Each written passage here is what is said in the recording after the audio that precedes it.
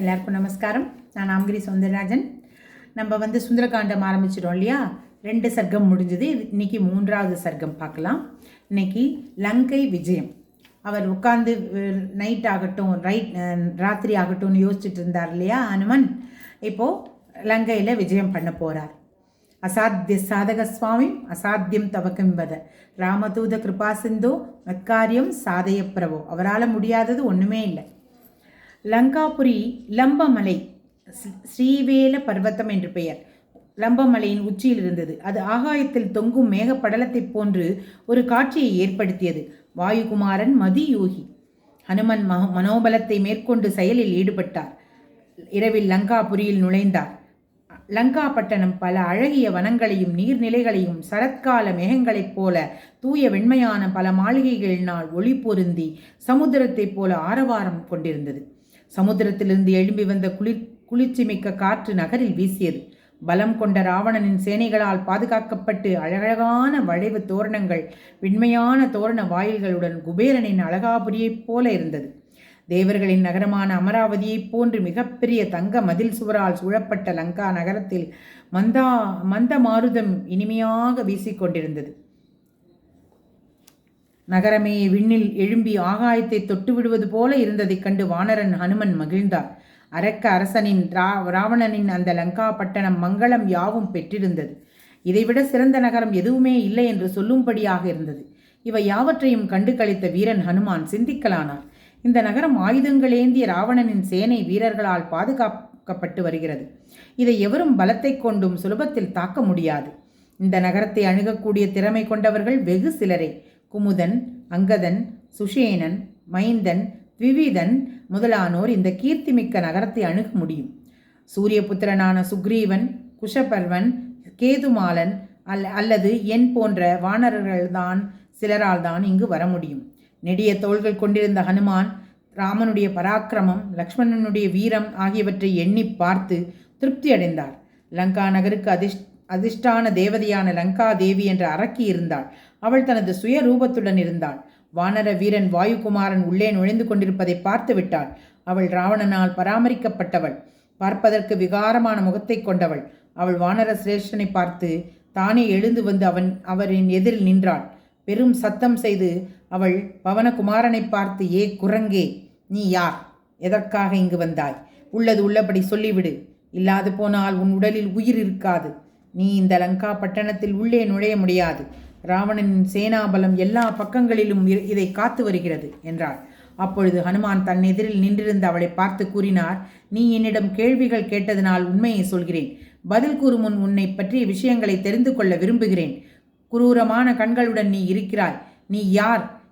எதற்காக இந்த நகரத்தின் வாயிலில் இருக்கிறாய்? கொடியவளாக இருக்கும் நீ எதற்காக என்னை மறித்து அதட்டுகிறாய்?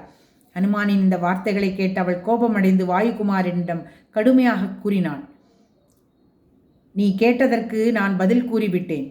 இதை கேட்ட நான் மகாத்மா ராவணன் அரக்கர்கோனின் ஏவலாளி. என்னை யாரும் எதிர்க்க முடியாது. என்னை அவமதித்துவிட்டு நீ நகரத்தின் உள்ளே நுழைய முடியாது.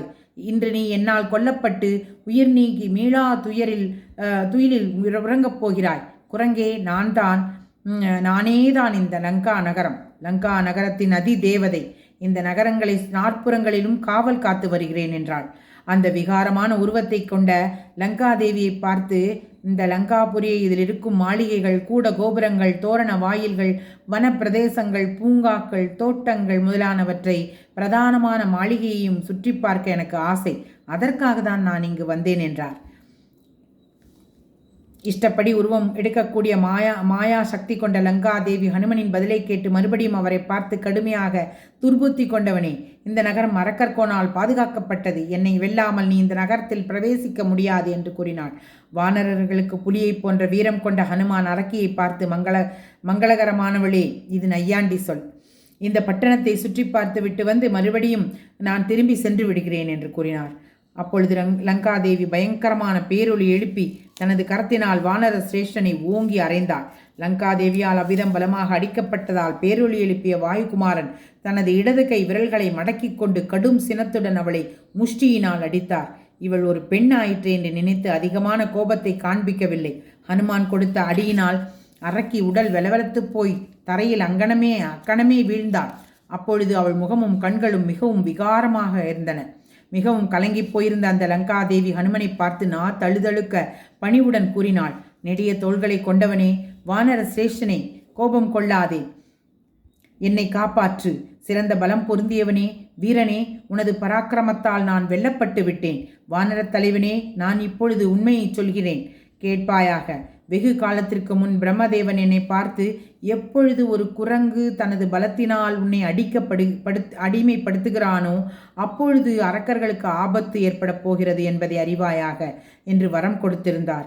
அன்பனே, உன்னை சந்தித்த பிறகு அந்த காலக்கெடு இப்பொழுது வந்துவிட்டது என்று தோன்றுகிறது. பிரம்மதேவன் நிர்ணயித்த அந்த காலக்கெடு சத்தியமானது. அதற்கு எந்த மாற்றமும் கிடையாது. சீதையின் காரணமாக துஷ்ட அரசன் ராவணனுக்கும் எல்லா அரக்கர்களுக்கும் அழிவு காலம் நெருங்கிவிட்டது.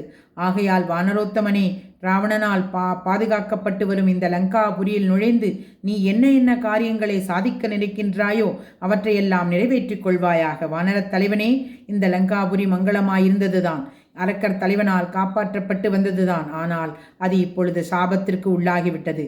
நீ சீதையை கண்டுபிடிப்பதற்காக வந்திருக்கிறாய்.